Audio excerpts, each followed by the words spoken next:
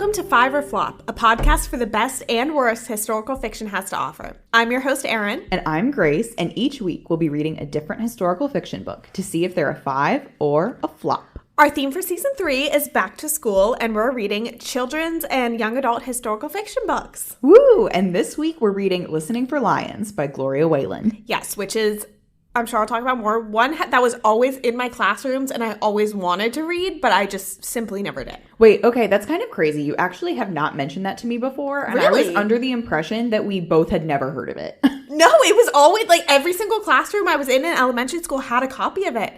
And I just, like, never grabbed it off the bookshelf. And I was always like, oh, maybe next time. Oh my god, no, I've never even seen it before. When we put it on the list of books to do for this season, I was just kind of like, okay.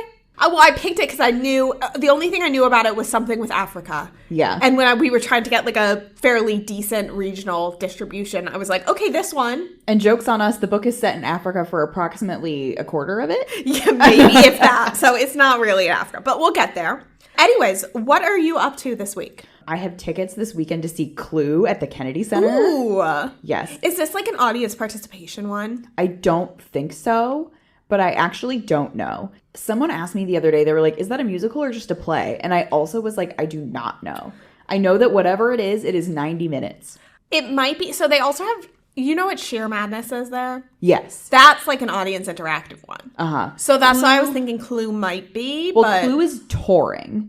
So it's moving around. Okay. So maybe that would be harder because it's not built in. Also, not to brag about like how I know people, but a very good friend of mine from high school is one of the stage managers for the Clue touring production. Yeah. Oh, that's so I'm going to text fun. her and we're going to try and like get a drink or whatever. Okay, that's really nice. Yeah. Wow, that is fun. It'll be great.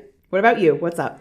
I am currently hiring people at work. So I would Okay, advertise the grown-up. jobs here, except by the time this podcast comes out, we're like expedite hiring, so the jobs will probably be closed.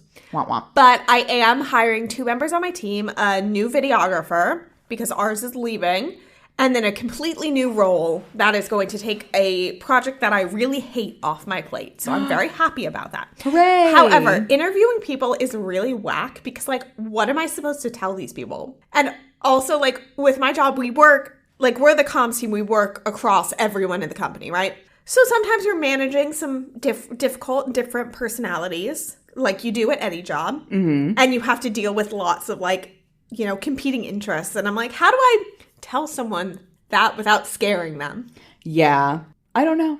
It's challenging. I have to do some effective interviewing training. Santiago thinks I'm funny because I'm like, I'm so excited to interview people. He's like, I do that every day at my job. He's like an employment Well, aren't specialist. you special? And I'm like, yeah, but I'm hiring for my team. So my team is, there's been 3 of us. 1 is leaving. So now there's 2. So we're doubling in size and I'm getting 2 new employees. Congratulations. And what's really great is that I get to kind of build it up like from scratch, which is really cool. That is fun. Because it's like we're kind of shaping it to be, well, me and my employee who's still here, we're kind of shaping it to be like how we want the team to be. So That's very exciting. but it is, the whole process is like very whack because I was talking with, we have like a recruiting team. So I was talking to the recruiter and she's like, okay, like what's your value proposition for this job? I'm like, what does that mean?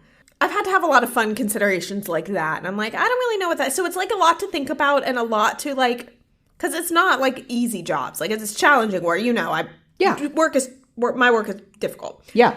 And I don't know how to explain that because I'm like, I think like someone could have a lot of fun in the role and really excel in it, but it's also like, it's a demanding job. Yeah. So, and I know with videography, it's just like the amount of equipment. Yeah. Like That you have to haul. my employee was telling me, he's like, if I have to start shooting someone at 9, I have to be there at 6 to set up. Oh. To haul everything, to set it. Yeah. And I'm like, that is Yeah. crazy. But yeah, so That's why I didn't go into videography. if you're in Reston, Virginia, it's also really funny because I'm interviewing video people and I like was just put in charge of video like 2 months ago at this point. So I was This like, is a lot of job info for the pod. I know, but it's all fun stuff. It's nothing confidential. But yeah, I'm excited. So I'm actually learning a lot about video, which is kind of cool because it's at the same time I'm learning a lot about podcasting from here. So my multimedia skills have kind of gone through the roof, but it's really fun because I'm like, I don't know what video questions I need to be asking. I'm like, I need a list of skills.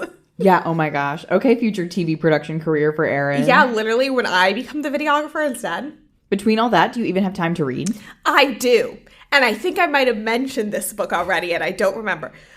I know we talked about it. Remember when I was watching that fucking insane TV show, The Leftovers? The one that I had to stop because it was too unsettling, yes. Yes. Well, I'm glad you did because it got much more unsettling. But basically, I started this show after I watched Station 11, famously my favorite. And it's kind of like apocalyptic, but it's different because, I know you know, so I'm explaining for the listeners. Mm-hmm. Basically, the premise is on one day, it's October 14th, 2 or 3% of the world's population just vanishes into thin air. And then this book and show is set like 3 years in the future. It is kind of like how people are dealing with it. And you see like a lot of religious cults because people are like, this is the rapture, like all of this stuff. So far, the book is a lot better. The show was just so fucking dumb. I don't even remember the ending, but it pissed me off so much. You got really mad. I got so mad that I'm like, I have to check out the book. And then it took a while for me to get the book and to start reading it because, of course, we have all these children's books we need to read. But now I'm reading it. I'm like halfway through. I'm enjoying the book a lot more, but I still don't think anything's going to get resolved by the end. Yeah, I did read the book.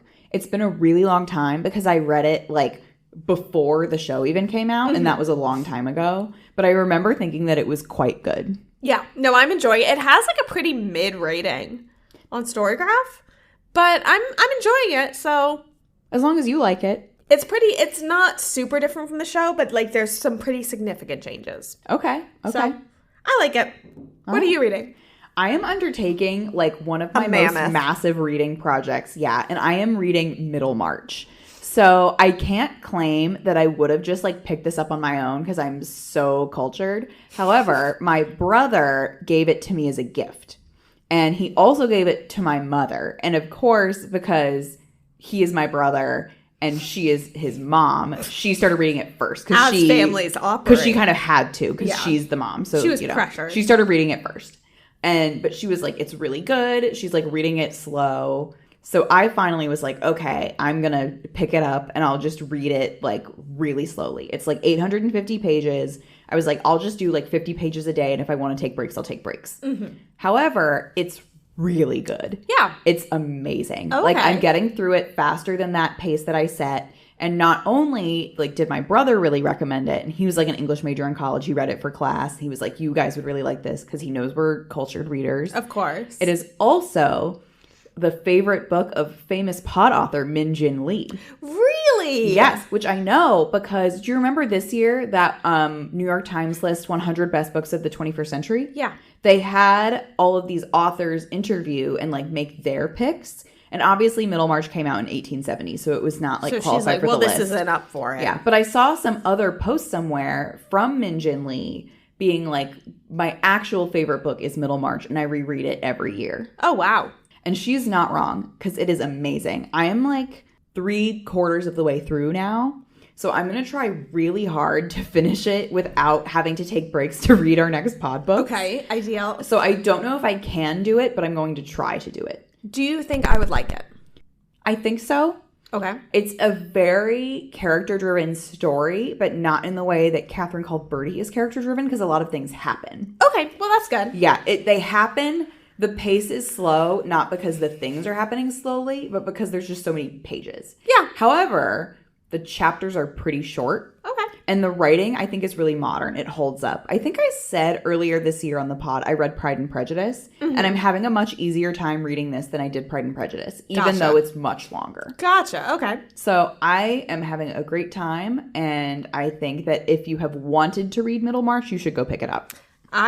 Speaking of Pride and Prejudice, I have read it like a couple of times at this point, not because I really liked it, but because in middle school and high school, I was not like other girls. So of course I read Pride and Prejudice multiple times. But my first time reading it, I had this paperback copy, and you know how I feel about like mass market paperback sizing. Yeah, not the books themselves, but the sizes. So it was so small that the words like bled into the center of it. So I had to like almost break the spine of the book every single page in order to like read it. That's the only way to comfortably read a mass market paperback. I kind of agree with you that like they're not my fave. They're not a good size. I don't like I understand the point of it. I don't like it. All right. Is it time to get into Listening for Lions? It is. All right. So let's hit him with the synopsis, which is, it's the first time Erin's hearing it too. Exactly. She does not read them. Exactly. Which is crazy because I literally only wanted to read it based on the cover. And it's not like the cover's nice. It's not beautiful. like outstanding. No, it's like a nice like watercolor painted cover. It's lovely. Anyway, the synopsis. Africa is the only home Rachel Sheridan has ever known, but when her missionary parents are struck with influenza, she is left vulnerable to her family's malicious neighbors. Surrounded by greed and lies, Rachel is entangled in a criminal scheme and sent to England, where she's forced into a life of deception. Like the lion, she must be patient and strong, awaiting the moment when she can take control of her own fate and find her way home again at last. Great. So, that is what happens. Cool. So, real quick, let's talk about Gloria Whelan. I have been dying to say this. We have been counting down the days to recording this. Gloria Whelan is 100 years old. And she's still kicking. If she makes it to November 23rd of this year, she will be 101. Wow. She's born in 1923. I know. I feel like that's extremely like topical sounding because Jimmy Carter just turned 100. Yeah. And then last week when you said, Karen Cushman says, I'm going to be writing till I'm at least 100. Gloria Whelan is actually doing it. Oh my God. So it can be done, Karen. But there actually isn't a ton of info that I could find on Gloria Whelan herself. She is from Michigan. It seems to me like she has lived her whole life in Michigan. She went to the University of Michigan, and she has degrees in social work, including a master's. So for a while, she worked in Detroit, but it seems like she and her husband and her family, they live pretty rural in the far north of Michigan, so in kind of a woodsy area. And she was also a late in life to this career. She started writing books when she was 55. Wow. Her first book came out and it was called A Clearing in the Woods. And it was published based on a real life experience where, because she and her husband didn't own the mineral rights to the land that they lived on, an oil rig just came in and started drilling and didn't have to ask their permission. Yeah. So her first book was about that experience of like from the perspective of a young boy where oil is being drilled on his land. And since then, she's written a little over 50 books for children. That's like a book a year. She's cranking them out. Yeah. And along with a little bit of poetry and a few short stories for adults, but children are her main gig. And the book that she is most well known for is a book that came out in 2000 called Homeless Bird, which is about a child widow in India. Oh, wow. Yes, so she won the National Book Award for that. I thought it was Listening for Lions because the cover is like kind of deceptive where it says Listening for Lions, Gloria Whelan, winner of the National Book Award. Oh. And they mean that she won it, not that Listening for Lions won it. Yeah. So this book, we'll get into this a little bit later, but she attributes a lot of the info that she got to conversations with a man named Dr. C. Albert Snyder, who seems like a very interesting guy who was a missionary doctor in Rwanda between the 70s and the 90s. So including, because I know you're thinking about it, just before and just after the genocide in Rwanda. Yeah.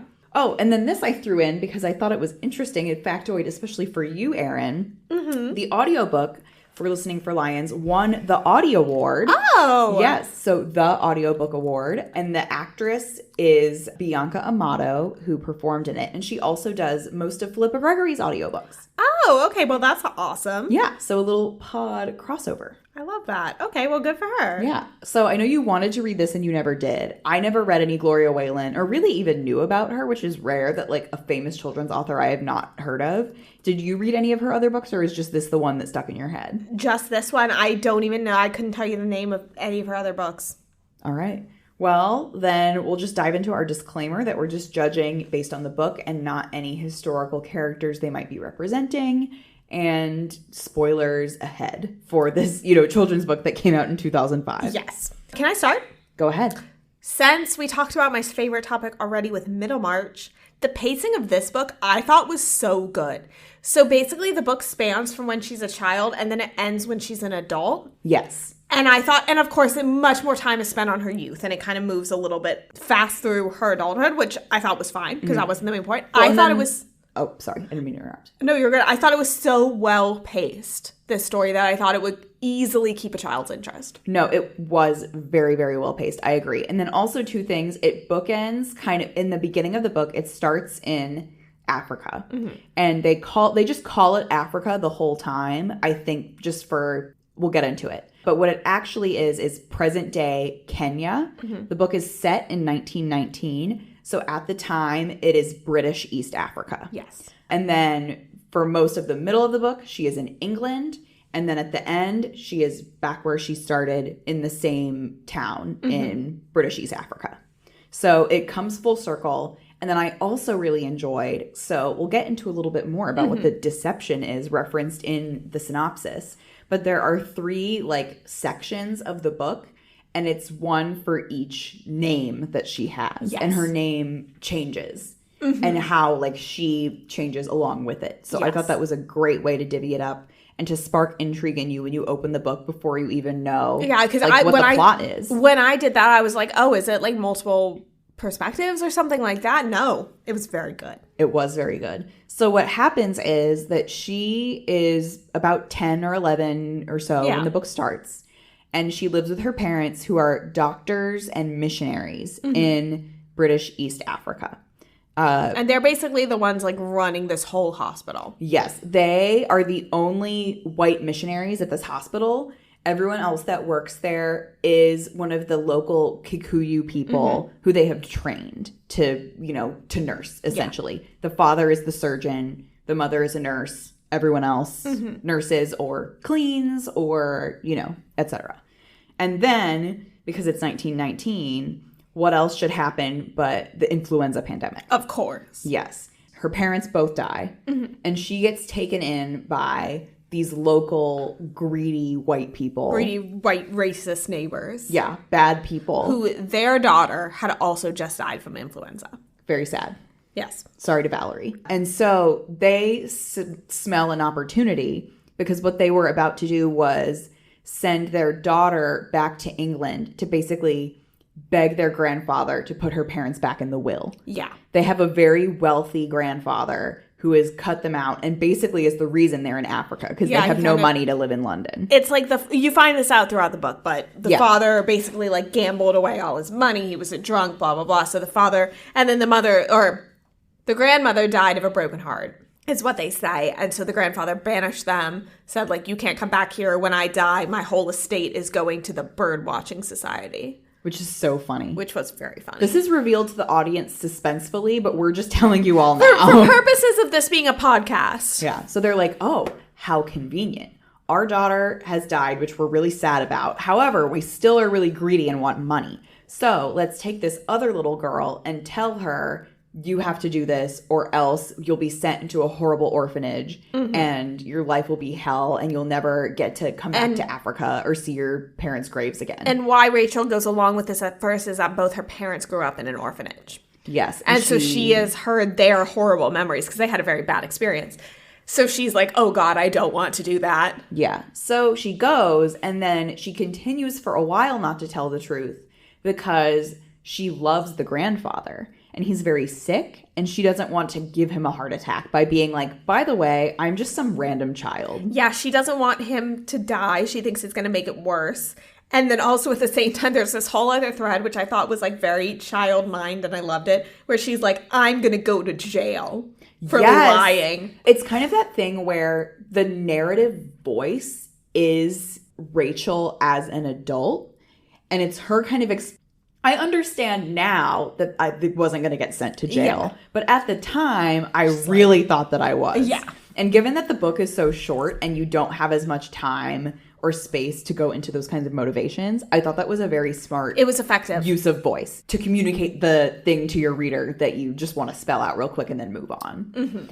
But the grandfather figures out she's not the real spoiled little brat because she helps him watch for birds even though he's sick. And she speaks highly of Africa. Like, she wants to go back. And Valerie, the real Valerie, famously, like, hated it. Yeah. So he's like, okay, I get that you're a random child. However, I hate my own family, and I like you. So I'm still going to give all my money to the bird watching society, but I will pay for you to go to school. Yes. And at first so she decides to become a doctor like her parents. Yes, and because the whole thing is she's like, oh, my parents are dead. I need to call the mission to get them to send another doctor. And they're like, well, considering World War I and the like influenza and stuff, no, we don't really have doctors to send to this town in Africa. So she decides to become a doctor. And at first, Grandfather, I really liked Grandfather as a character. And I thought he showed a lot of growth. At first, he was very resistant. He's like, women can't be doctors. And then he changed his mind. Well, that makes it sound like he just flippantly, like randomly was like, oh, change of heart. But he like grew to change his mind. Yeah, and she worked on him. Yeah. And even then, he wasn't like,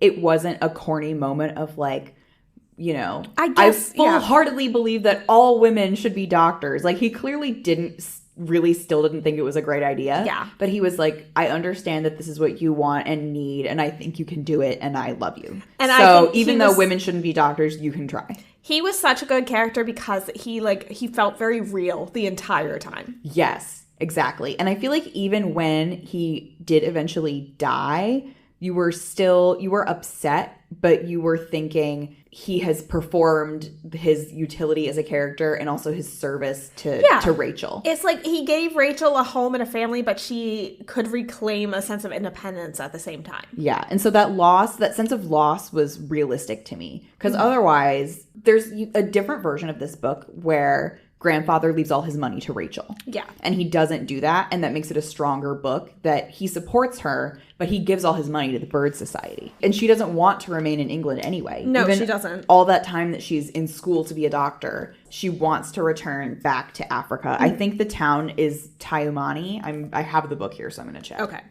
Because I feel bad continuing to just call it Africa, but British East Africa is really long, and at the time it wasn't Kenya yet. Yeah. I thought it definitely served the book the best. Tumaini. I said it a little wrong. Tumaini. It definitely, there is like a pronunciation translation guide at the back, which I really like. Yes, always a fan. I thought it served very well that she didn't get all the money because it wouldn't have made sense for her character. And she wouldn't have even wanted it. And I also and I think this is kind of maybe a good point to go into the whole missionary white savior thread. Yes. But I think it was a lot better that I feel like if she had the money, she would have just like given it to the money. Hospital. Which is, I'm sure they need the money, but also having a doctor there who cares about her patients is much more in line with Rachel's character of something she would do. Yeah. I mean, this whole book, she's positioned as like the anti-greed. Yeah. Because she's going along with these people her neighbors, because she feels she has to, but that is not who she is or what she does. For example, when she gets off the boat to England, the grandfather's lawyer picks her up. And because she's only ever lived in Africa, she doesn't have a coat. And it's England, so you need a coat. So they go to a store to buy a coat. He says, just like pick something out and we'll leave. And she says, oh, I don't need anything fancy. I just want the plainest little coat. Yeah. And he like rolls his eyes and says, oh, like, sure, now you're pretending. Your parents are telling you to pretend to be cheap. Yeah. So that element is very persistently present throughout the whole book. Let's talk a little bit about the missionary element. Yeah. I think it's because I did read this book quickly, because it flies. It really does. Mm-hmm. That as I was going through it, I didn't really not that I didn't pick up on the missionary white savior, but I felt like it didn't make as much as impact on me as when I was going through my notes. And I'm like, wow, this theme is like kind of heavy. And it was honestly seeing a quote you put down, if you want to share that. Yeah. So this is from the end of the book when Rachel, as an adult, as a doctor, has come back to Tumaini, and she is working with the local Kikuyu people to build back up the hospital. And she says, even as a child, I had known that though we imagined ourselves in charge, the Kikuyu understood very well that we would perish without them. So that's very interesting of still acting like you're in charge, but knowing it's not the case. Well, that's the thing is I completely understood your point of view because all of the missionary elements in this book are very blink and you'll miss it. Yeah, they're very downplayed. Rachel as a character does not think at all about the whole God element of being a missionary. There's nothing religious. They go to church, but her dad, even when the book opens, her dad was preaching, but now he no longer has the time to do that because he's so dedicated to his work at the hospital. Yeah. And then, of course, as the flu picks up, first of all, then he doesn't have time to preach. And then second of all, he's dead. So that element of it is really far removed. It's not present at all for obviously the entire England portion, which makes up the bulk of the book. Yeah. So when Rachel goes back, she doesn't really care at all about setting up the church again, other than in the context of rebuilding the town after the flu has kind of decimated it. Just like as one of the things, we need to set up the hospital. We need to set up more homes. We need to set up the church.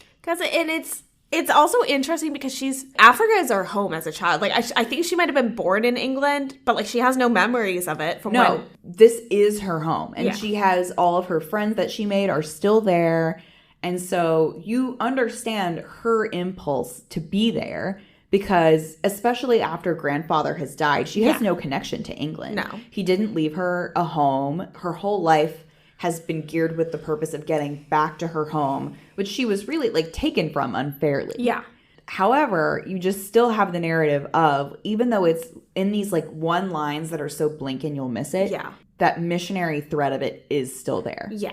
So, and it would be one thing if it was just, we want to have doctors. Even then, it's still, like, outsiders coming in to mess with stuff that's not their business, even if you're helping. Yeah. But there is very much the thread of the Christianity element, which is played down, and the, you know, oh, well, you need us to tell you what to do.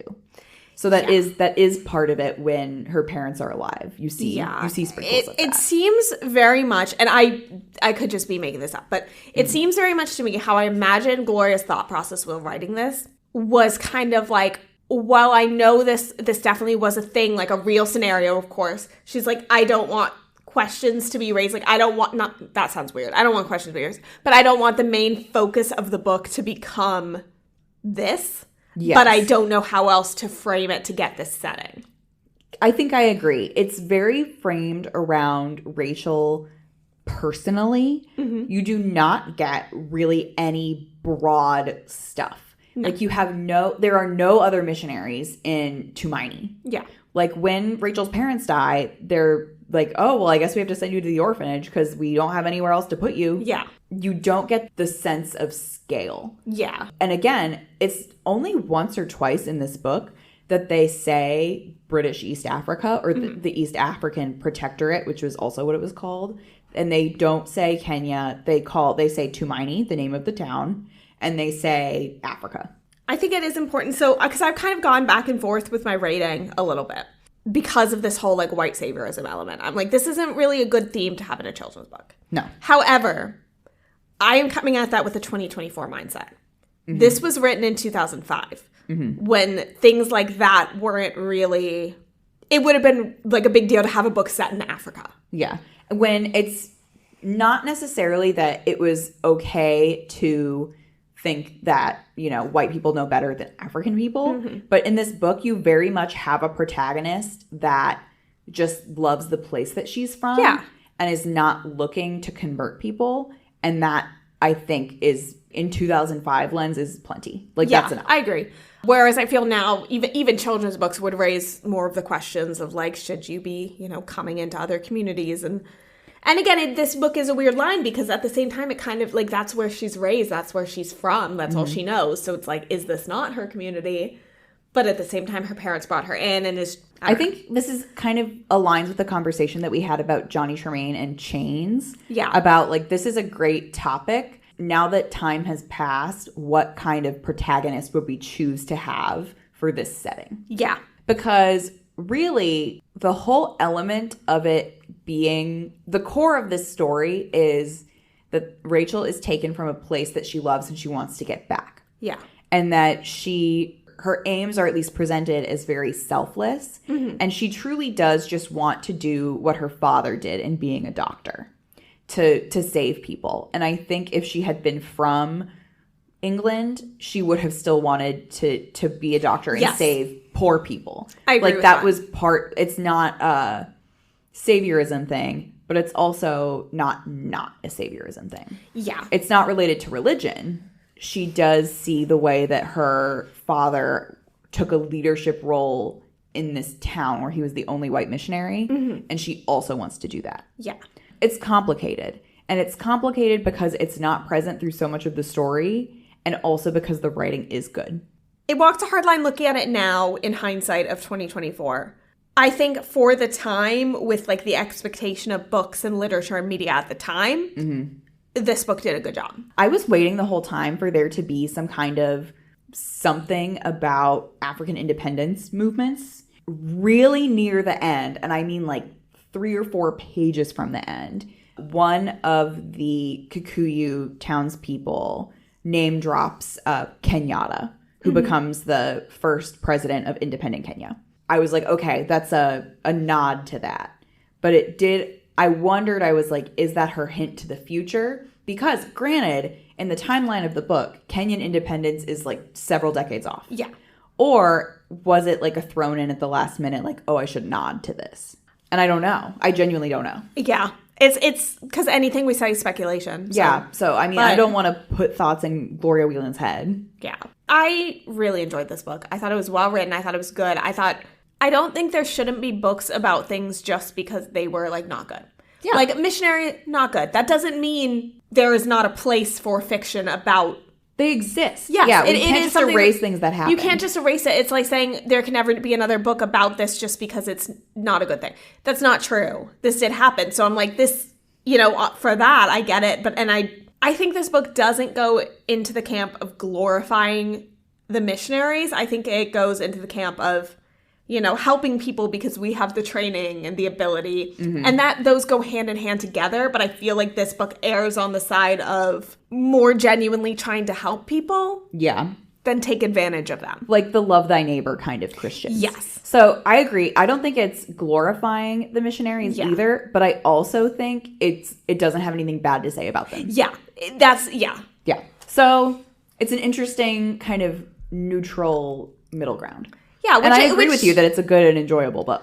A child who was raised by missionaries probably would have neutral to positive opinions. Of course. So, especially if her parents were nice up until they died from influenza. And this was back in like 1919. Mm-hmm. So it walks a tricky line, but I don't know. Well, this book also does some other nuanced things with good and bad. Yeah. For example, the evil neighbors are presented as, evil and conniving, and to, again, almost like an Anne Boleyn, like comical degree. Mm-hmm. However, you do see them really genuinely grieving for their daughter that they lost. And then grandfather is this positive character, but he is seen being like sexist. And you don't get the sense that he continued to be until he died. Yeah. Like, he was still nice to Rachel and he sent her to college, but he still had these very strict beliefs about what men do and what women do. Mm-hmm. So there were some good nuances in this book about good and evil. So it was interesting. I thought, I don't know, we'll go into this with the star calculator. The themes I thought were strong. This was a thinker.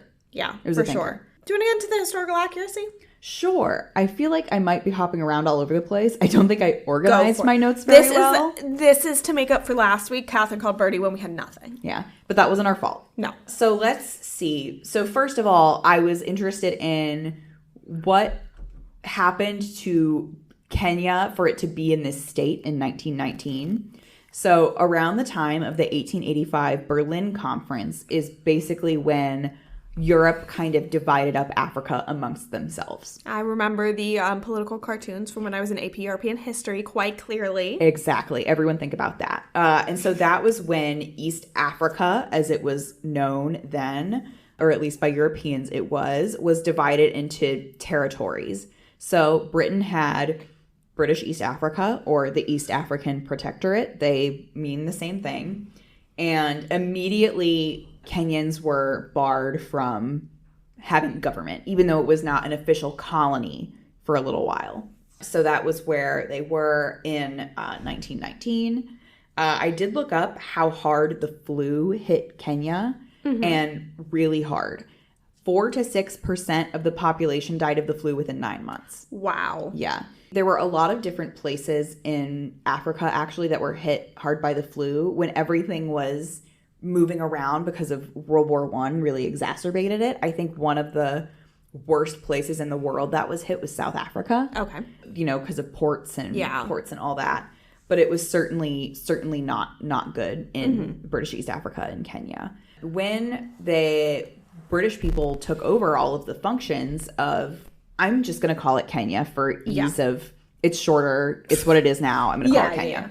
When British people took over, they really did lean a lot on missionaries to operate state functions. They were involved in governance at a lot of levels. There's this one paper I really leaned hard on, written by Tom Cunningham from the University of Edinburgh. Shout out Tom. Thank you, Tom. He wrote a lot about how missionaries were involved, especially in one of the things, unfortunately, that Britain wanted to do while they were in Kenya was compelled work for the able-bodied men. Missionaries were so nice that they convinced the government to only force men into work and not women and children also. So kind. So thank you. But yeah, so they were like, great, we need physical labor for our war effort. So we'll get all of these Africans to do that. The center of the missionary project in Kenya from Britain actually was the Kikuyu people, which is what's represented in the book. So I do think, though, based on what I read, the idea that when Rachel's parents died, there were no other white missionaries there, I don't know if that would hold up to reality. I think there would have been other people there to, like, physically see her and take her somewhere. Yeah, okay. Other than the evil neighbors who were not missionary affiliated. No, they were just on the run because they were broke, because they drank and gambled all their money away.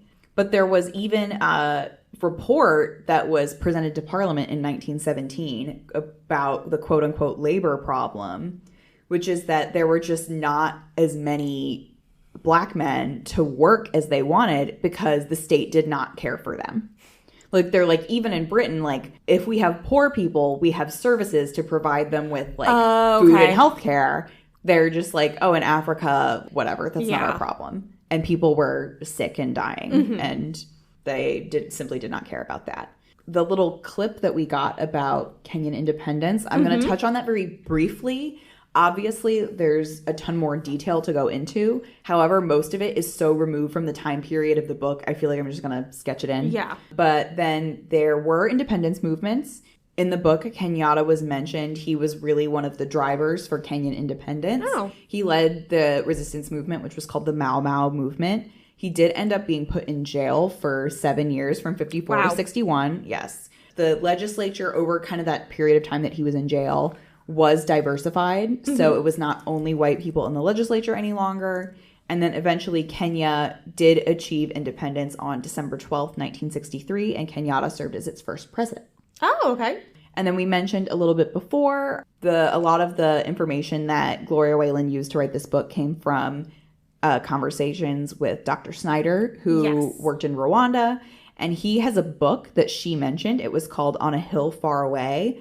It has very few Goodreads and Amazon reviews. I could not find, like, anything on it. It has 13 Goodreads reviews and 2 Amazon reviews. So she might have been the only one reading this book. Yeah, I mean, I think it's a self-publish. I'm sure there is I mean, what he was doing definitely would have produced content interesting enough for a book. Yeah. So I completely believe it. What was interesting about him is that I found this in his obituary. He was not just a missionary doctor, but he was also an ordained minister too. So I think he was a lot more. From the sounds of his obituary, it's a lot more like missionary than this book was. Yeah. That's all I got. All right. Well, that was pretty good. Thank you. Thank you. All right. On to our star calculator. Let's go. You go first. Okay. Ah, shit. Okay. Historical accuracy. Oh, can I give it a 4.5? I know you hate percentages. Well, that's my opinion. You can do what you want. I'm going to give it 0.5 because it was going to be a 5, and then you said there were definitely other missionaries there. Like, it wouldn't just be this child. So, okay, I have to dock it. Well, I can't 100% say that, but that is what I think. Okay. Theme, I'm also going to go for 4.5. Because, sorry, I'm pissing you off with all these so many decimals. Because I do feel like it told a really good story. And I thought the theme was strong of, being a good person and, like, not being greedy and, like, blah, blah. And also going back to help people. But also there was that weird, like, if there was nuance elsewhere, I wish there was more with the missionary stuff.